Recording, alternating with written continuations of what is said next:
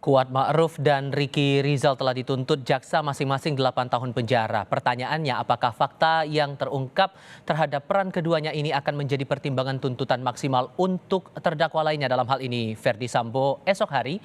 Kami akan membahasnya bersama kuasa hukum keluarga Yosua Huta Barat Martin Simanjuntak dan pengamat hukum pidana Heri Firmansyah. Bang Martin, Pak Heri, apa kabar? Baik, sehat. Terima kasih sudah bergabung bersama kami. Saya mau mulai dengan Bang Martin dulu kalau begitu. Dari pihak keluarga tadi sudah diwakili oleh ayah Yosua kepada kami menyampaikan menyayangkan kenapa tuntutannya 8 tahun masing-masing, bisa di atas 10 tahun. Tapi kan kalau dipikir-pikir sebetulnya masih bisa menunggu vonis hakim nantinya. Gimana tuh?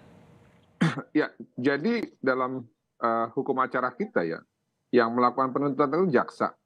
Walaupun nanti hakim ya pada saat membuat suatu putusan itu bisa melebihi dari tuntutan jaksa. Nah, cuman yang jadi permasalahan kita seberapa besar sih concernnya jaksa terhadap pelaku pembunuhan berencana gitu ya?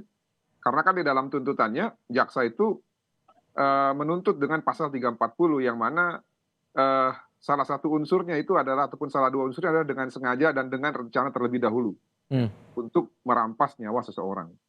Kalau jaksa memiliki pandangan bahwa orang yang dengan sengaja dan dengan rencana terlebih dahulu merampas nyawa orang itu hanya cukup diganjar 8 tahun, menurut saya ini sesuatu hal yang akan membuat suatu ketidakpastian di masyarakat. Dan tuntutan ini akan menjadi suatu kayak deklarasi gitu ya. Deklarasi apa maksudnya tuh? Ya, bahwa perbuatan berencana itu bisa ditolerir. Oke, jadi kalau untuk posisi mereka yang disebut ikut serta, adilnya menurut Anda berapa banyak? Atau berapa berat pidana yang harus mereka tanggung? Ya, kalau kita lihat dalam pasal itu kan ada hukuman mati, seumur hidup, dan penjara selama-lamanya 20 tahun. Ya. Nah, kalau menurut saya ya, dengan sengaja merencanakan pembunuhan ataupun merampas nyawa orang lain itu adalah perbuatan yang sangat keji, dan menurut saya pribadi itu adalah extraordinary crime karena dia bukan membunuh serta-merta tapi dengan niat, rencana dan terukur. Nah, sehingga apabila ada terdakwa yang ikut serta ataupun dalam penyertaan dalam hal ini adalah pasal 55 ayat 1, menurut saya setidak-tidaknya dia itu dituntut dengan pasal 340 dengan ancaman pidana itu 20 tahun. Nah, masalah nanti hakim memutus, yang penting tuntutannya itu jelas dulu. Jadi jangan sampai nanti ada contoh buruk ya di masyarakat bahwa menurut jaksa pembunuhan berencana itu hanya cukup diganjar dengan tuntutan 8 tahun gitu ya. Oke. Kalau saya minta pendapatnya Pak Heri, dengan beban ataupun juga pendapat meringankan dan memberatkan untuk masing-masing dari Kuat Ma'ruf dan juga Ricky Rizal ini, Anda merasa bahwa dengan angka 8 tahun bagi masing-masing ini cukup atau bisa lebih berat? Bicara tentang cukup itu biasa bicara tentang keadilan ya, Mas ya. Bahwa keadilan itu versinya bisa macam-macam. Pastinya menurut keluarga korban inginnya yang maksimal kan. Tentunya ingin jangan sampai hukumannya di bawah dari setengah bahkan. Kalau kita lihat tadi yang terakhir Bang Martin katakan kan 20 tahun penjara. Kalau 20 dibagi 2 saja kan nggak nyampe 10 tahun itu kan berarti 8 tahun di bawahnya 10 tahun kan.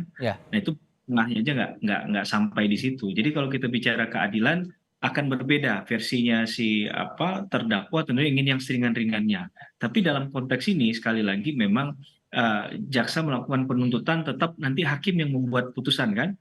Bisa saja nanti putusannya tadi kan sudah disampaikan juga melebihi dari apa yang dituntut. Mungkin saja ada pertimbangan lain dari hakim, tapi setidak-tidaknya tadi bahwa ini dinyatakan terbukti bersalah secara sah dan meyakinkan. Nah, tinggal tadi bagaimana mengkonversikannya menjadi yang di ideal itu berapa sih? Itu kan jadi perdebatan tadi ya. Sekali lagi saya akan kembali ke poin tadi bahwa kalau kita bicara tentang adil dan tidaknya, memang pastinya kita memahami dari masing-masing pihak akan tidak memiliki titik temu di situ. Nah, uniknya di sini adalah posisi Ricky Rizal yang belum di PTDH, masih berstatus sebagai anggota Polri aktif, tapi beban pidana atau tuntutan pidananya sama dengan Kuat Ma'ruf yang posisinya sebagai warga sipil. Ya, kalau saya tadi tidak mendengar ada konteks menyoal masalah itu di tuntutannya jaksa ya, tapi yang perlu dipahami adalah peran dari masing-masing tadi. Jadi kalau saya pribadi akan menepikan dulu statusnya mereka. Tapi kalau bicara perbuatan pidana kan terkait dengan apa yang mereka lakukan kan. Nah, kaitannya dengan pasal yang tadi ditujukan adalah sepertinya sudah sepakat di 340. Nah, ini kan berarti berkaitan dengan terdakwa utamanya nanti diputus berapa begitu ya. 30 KUHP itu berarti pembunuhan berencana. Tapi mereka tadi dikenakan di 55-nya. Kalau saya tidak salah di penyertaannya. Iya. Penyertaan itu lebih tepatnya di turut serta. Berarti turut serta itu ada sikap secara fisik yang dilakukan, kemudian juga memahami bahwa tujuannya adalah hilangnya nyawa orang, yaitu almarhum Brigadir Joshua. Oke.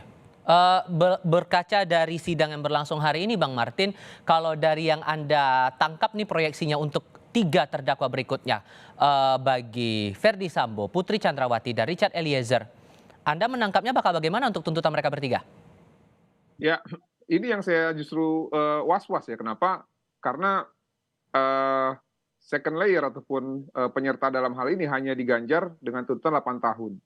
Saya curiga kok jaksa nanti hanya akan menuntut Ferdy Sambo dan Putri Chandrawati yang dalam hal ini dianggap sebagai pelaku intelektual ya ataupun aktor intelektual itu tidak akan terlalu serius. Tidak terlalu serius maksudnya gimana tuh? Ya kita bisa lihat dari contohnya hari ini hanya dituntut 8 tahun gitu ya. Nah, saya kok curiga jangan-jangan nanti Ferdy Sambo sama Putri itu hanya dituntut ringan. Nah, kalau kita berbicara 8 tahun ya Mas ya, kan berarti kalau hakim sepakat dengan jaksa berarti vonisnya adalah 8 tahun ataupun 2/3 dari tuntutan ya. Kalau hakim sepakat. Kalau hakim tidak sepakat, ya dalam tanda petik negatif terhadap tuntutan tersebut, barulah bisa dituntut melebihi dari tuntutan. Nah, lebih ringan dari Kuat Ma'ruf dan Ricky atau bisa lebih berat sedikit atau gimana yang Anda tangkap kira-kira? Kalau untuk Ferdy Sambo pasti lebih berat dan Putri, saya yakin itu ya. Namun seberapa serius tuntutannya? Ini yang kita bicarakan saat ini gitu loh. Kalau Richard Eliezer?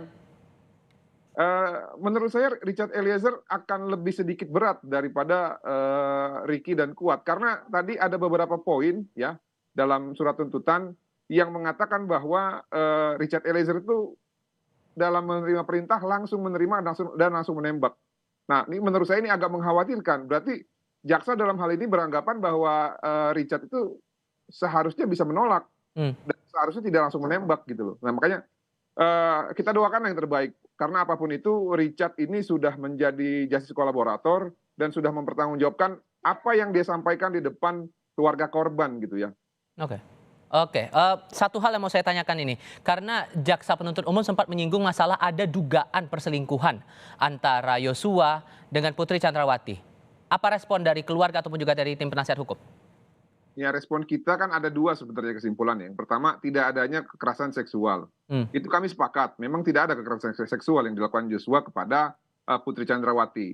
Nah, lalu bagian yang lain kesimpulan dalam tuntutan adalah bukan pelecehan seksual, melainkan ini ya perselingkuhan.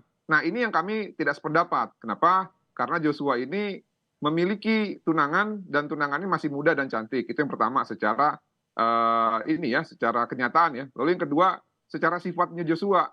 Nah yang keluarga tahu selama ini bahwa Joshua itu sangat menghormati orang tua. Apakah dia mau gitu ya mengesampingkan dia punya moral selama ini hanya untuk melakukan perselingkuhan dengan Putri Chandrawati. Tapi apapun itu ya biarlah nanti hakim yang memutuskan gitu ya. Demikian, terima kasih. Oke, kita coba simak dulu tanggapan dari tim penasihat hukum dari Ferdy Sambo dan Putri Chandrawati. Ini kata Arman Hanis nih Bang, kami sangat sayangkan tuntutan JPU yang disampaikan hari ini.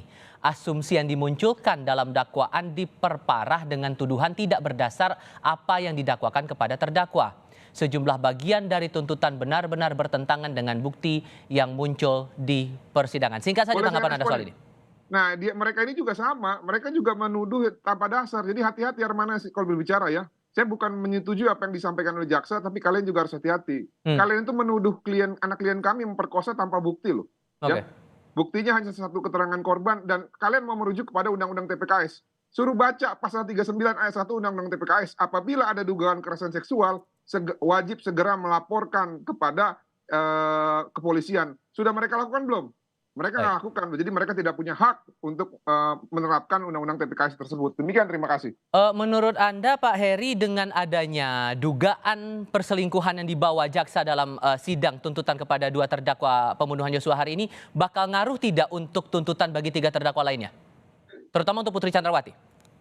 Ya, saya rasa ini sudah di luar dari konteks ya, bahwa kita tentang dakwaan itu kan berarti sudah melimitasi dan juga sudah memframing agar tidak keluar dari jalurnya. Maka kita hanya bicara di 338 dan 340 KUHP, Mas.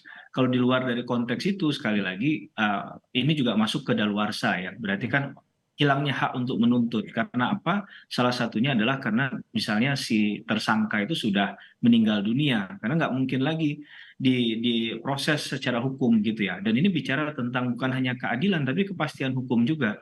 Bahwa orang yang sudah meninggal itu nggak mungkin dituntut kembali. Apalagi kalau kemarin sudah pernah diajukan dan sudah ada produk hukumnya yang kemudian menaikkan perkara itu. Maka itu saya rasa sudah secara legal formal sudah sempurna, sudah tidak bisa diutak-atik lagi. Jadi kalaupun ada apa yang disampaikan oleh jaksa penuntut umum, biarlah nanti jaksa penuntut umum bertanggung jawab terhadap apa yang sudah disampaikan begitu. Baik, masih ada 3 terdakwa lagi yang menunggu tuntutan dari jaksa penuntut umum Verdi Sambo esok hari. Untuk hari Rabu ada giliran Putri Chandrawati dan juga Richard Eliezer. Pak Heri, terima kasih. Bang Martin juga terima kasih sudah berdialog bersama kami hari ini di Kompas TV. Sehat selalu untuk Anda berdua.